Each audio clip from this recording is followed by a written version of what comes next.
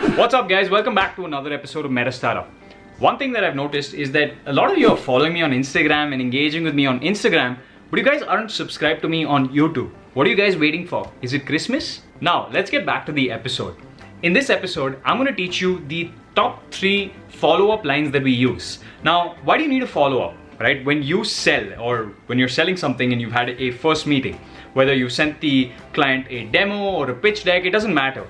You need to follow up. And the main reason you need to follow up is because clients or most people are busy, right? So you've had one conversation with them and then you're in their periphery, but they've kind of forgotten about you. So follow-ups bring them back into the loop.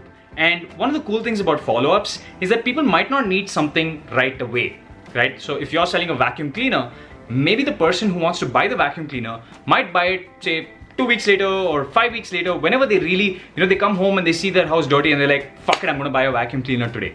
So you're looking for that buying window or you're looking for that buying trigger. So the way to do it is to follow up in a consistent schedule. Now I promised myself that I'm going to keep this video super short. So here are the top 3 ways that we follow up. The first way we follow up is we trigger empathy. Now remember I told you there are 2 kinds of people who follow up, right? You can be persistent in both kinds, but they're the annoying kinds and they're the good kinds. The difference between the annoying kinds and the good kinds is empathy, right? You need to be able to trigger empathy in the end client. So one of the cool things to say is, look, I'm really sorry about, following up with you for the 3rd time, but I just want to quickly check in and see if we can have that next conversation that you promised me.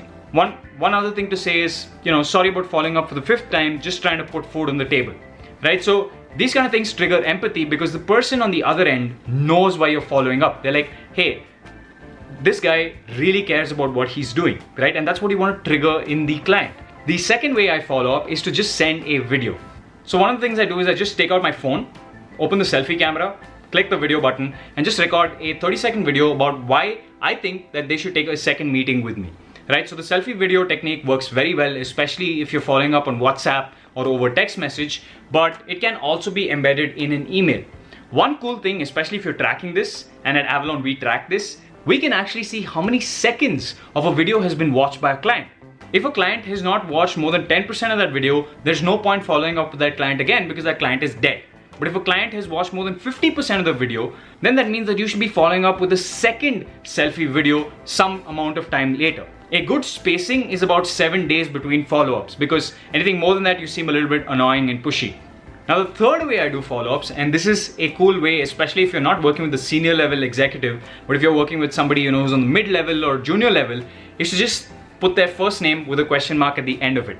So in one of the cases where I closed a client, a couple of years ago, in this case the client's name was Helene. So after following up 1 or 2 times, I was just like, Helene question mark right on the email, right? And that worked very well because when they called out with their first name, people usually do reply, right? And it's more like a personal thing where like, hey, can you please reply to this, right? Without trying to be annoying or trying to use too many words. Now this technique works really well with mid and junior level executives because the senior guys really don't like being addressed like that. But the junior and mid level guys respond very well to just their first name with a question mark at the end of it.